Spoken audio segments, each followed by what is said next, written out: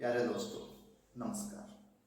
RC story के दूसरे episode में मैं आज आप लोगों के बीच एक ऐसी कहानी लेकर आया हूं जो मैंने अपने दादाजी से सुनी थी। कहानी का शीर्षक है लालच। इतिहास गवाह रहा है कि चाहे कोई कितना भी धनवान क्यों ना हो, वह ज्ञान की प्राप्ति के लिए किसी निर्धन या बुद्धिजीवी व्यक्ति के पास जरूर जाते हैं। तो ऐसे ही गुरुजी थे अपने दो शिष्यों के साथ। उनके दिल में एक इच्छा जगी कि चलो मैं देशाटन पे चलता हूं। और गुरुजी जो थे महात्मा थे, उनके दो शिष्य थे। उन लोगों का जीवन यापन ऐसे होता था कि जहां जी में आया धुनी रमा दिए, कुछ बना लिए, कुछ खा लिए। न किसी चीज का डर है, न भूत का, न प्रेत का, न जानवर का, न इंसान का, और मस्त मलंग थे। कहीं भी बैठ गए, भजन कीर्तन किए, खाना बनाए, खाए, रात्रि विश्राम किए, फिर सुबह में चल दिए। ऐसे जब वो देशाटन पे निकले तो घूमते घूमते घूमते घूमते एक ऐसे राज्य में पहुंचे जहां का राजा इनका कभी शिष्य हुआ करता था। शिष्य तो शिष्य ठहरा। जैसे ही राजा के कान में ये बात पड़ी कि महाराज आए हुए हैं, राजा ने अपने सेनाओं को भेजा।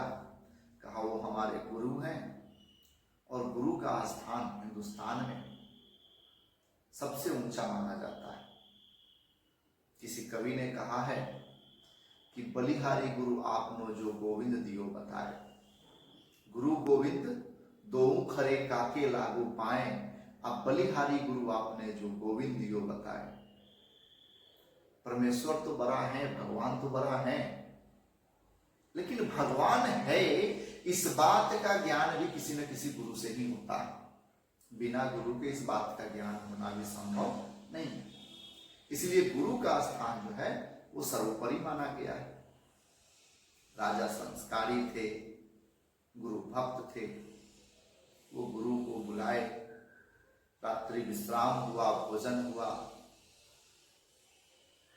2-4-5 दिन ऐसे अतिथि सत्कार में बीता। अतिथि सत्कार में बीतने के बाद जब एक वक्त आया कि महाराज को अब विदा होना था, इस राज्य से दूसरे राज्य में चलना था, वो तो राजभोग ने नहीं आए थे, तो उनका जो शिष्य था वहां का राजा, उन्होंने महाराज को एक सोने का ईंटा दिया। सोने का ईंटा मीन्स ईंटे के आकार का एक सोने का टुकड़ा दिया। बिस्किट के आकार का भी सोना आता है। तो राजा ही था तो मान लीजिए कि 2-2.5-3 किलो या 5 किलो का एक सोने का पीस दिया और बोला कि महाराज आप मेरे गुरु हैं, मेरे लिए परमेश्वर से भी ऊंचे हैं। आपके बताए हुए ज्ञान से आज मैं सुख संपन्न और समृद्ध राज्य का राजा हूं।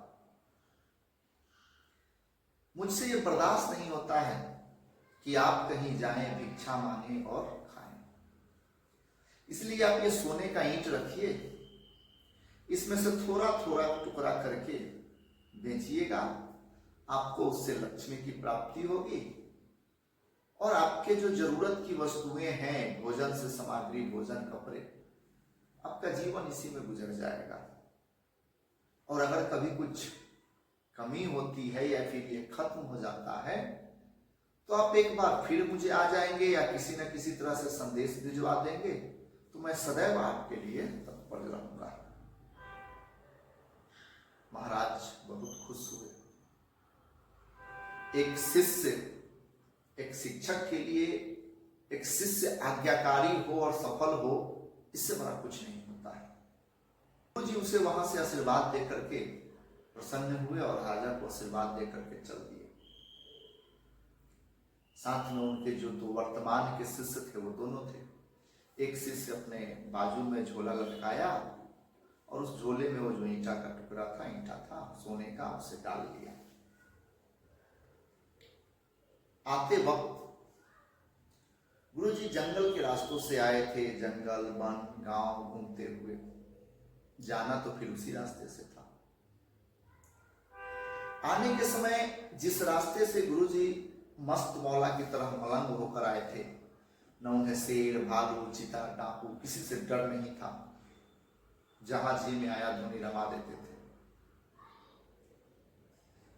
उसी रास्ते से जाने के दौरान जब बगल से, रास्ते के बगल से अगर कोई छोटा मोटा जानवर, कोई पक्षी अगर गुजरती थी, वृक्षों के पत्ते हिलते थे, जिसको बोलते थे खर खरखराना, चौक जाता है, चला ध्यान से। यहां गुरुजी चौक जाते थे, चला ध्यान से। फिर आगे बढ़ते थे, जहां कुछ एक सांप भी बगल से गुजरता, अगल बगल से कुछ तो बोलते चला ध्यान से।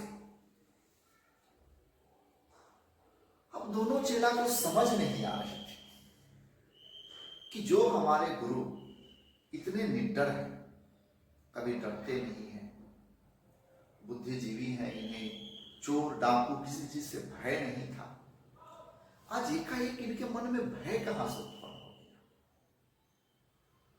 ये चौंक क्यों जा रहे हैं? ऐसे पूरा दिन बीता। जब रात्रि विश्राम का समय आया तो गुरुजी बोले, सुनो, हम तीनों में से कोई दो सोएगा और एक पहरा देगा। अब गुरु की बात थी, गुरु का आज्ञा का पालन करना था। शिष्यों ने ऐसा किया। गुरुजी सोए। दोनों शिष्यों ने विचार किया, गुरुजी आप निश्चिंत होकर सो जाइए, हम दोनों शिष्य बारी बारी से पहरा देंगे। लेकिन वक्त कुछ ऐसा था कि एक शिष्य और गुरुजी सोए। शिष्य को तो नींद आ गई, मगर गुरुजी को नींद नहीं आया। और गुरुजी बार बार उठ के देख रहे थे कि ये चेला पहरा दे रहा है या नहीं। कभी कभी हम लोग के साथ भी होता है कि हम जब अलार्म लगाते हैं तो अलार्म से पहले उठकर देखते हैं कि अगर अलार्म बजा कि नहीं। तो ये मन की जिज्ञासा है। शरीर में हार्मोन्स होते हैं, जो जैसा दिमाग में चलेगा वो उसको, शरीर को उसके हिसाब से एक्टिव कर देता है। तो गुरुजी को पूरी रात्रि नींद नहीं आई। विश्राम के नाम पर गुरुजी कभी लेटते थे, कभी बैठते थे, कभी खड़े हो जाते थे, कभी बाथरूम जाते थे। चेला को समझ में नहीं आ रहा था। लेकिन एक चेला जो था, जिसके गले में झोला थी और जिसको सोने के ईंटे के रखने की जिम्मेदारी थी, उसने एनालिसिस किया, उसने ऑब्जर्व किया कि जब तक हमारे पास कोई संपत्ति नहीं थी, हमारे अंदर लालच नहीं थी, हम लोग मलंग अवस्था में कहीं भी जीते, कहीं भी खाते, कहीं भी सो जाते थे, कहीं भी धुनी रमाते थे। जब से ये सोने का ईंटा का टुकड़ा आया है, तब से जीना हराम हो गया है। न नींद आ रही है, न सुकून मिल रहा है, न चैन मिल रहा है। तो चेला ने चलते चलते गुरुजी के साथ थोड़ा पीछे हुआ, सोने का ईंटा का टुकड़ा निकाला और बगल में डाल दिया रास्ते में, और फिर खाली झोला लेकर के चलना शुरू किया। जब कुछ दूर चले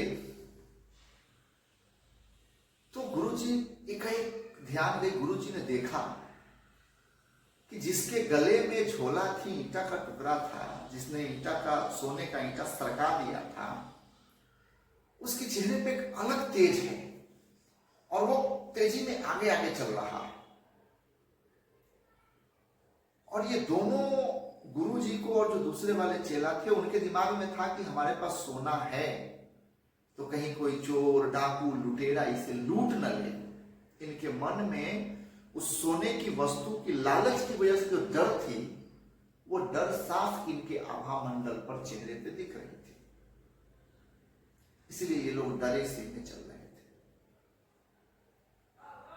कुछ दूर जाने के बाद गुरुजी फिर एक रास्ते से कोई जानवर गुजरा, खड़खड़ाया। गुरुजी बोले, ए चला, संभाल के, सावधान।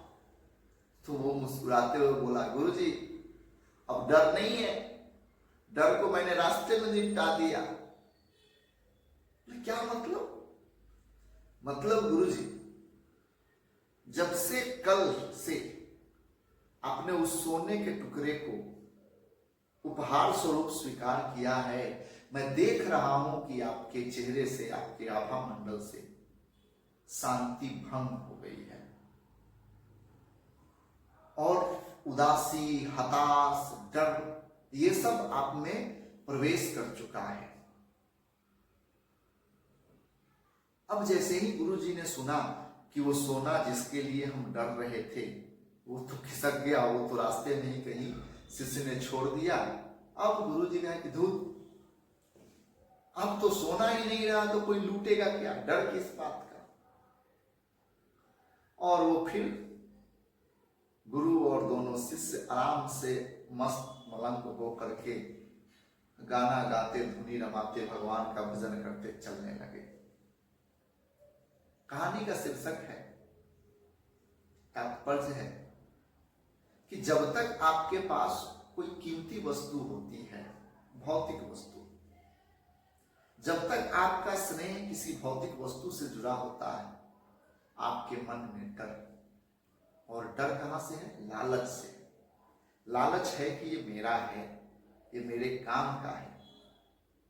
आपने उससे प्रेम कर लिया है तो उसके खोने से आपको डर होगा, उसके अनुपस्थिति में जीवन कैसा होगा इसकी कल्पना से आपको डर होगा, और आप कभी सुखी संपन्न नहीं रह पाओगे। यही वजह है कि जितने ऋषि मुनि महात्मा होते हैं सबसे पहले घर को त्यागते हैं, जितना हो सकता है उतनी चीजों को त्याग देते हैं ताकि उनके मन से लालच शब्द खत्म हो जाए। और जब लालच खत्म हो जाएगा तो डर खत्म हो जाएगा, और जब डर खत्म हो जाएगा तो एकाग्रता आ जाएगी, और एक एकाग्र व्यक्ति ही ध्यान लगा सकता है और जीवन के सुख का आनंद ले सकता है। नमस्कार। लाइक करें, कमेंट करें। मैं ऐसे ही आप लोगों के बीच कहानी लेकर आया करूंगा। जय हिंद।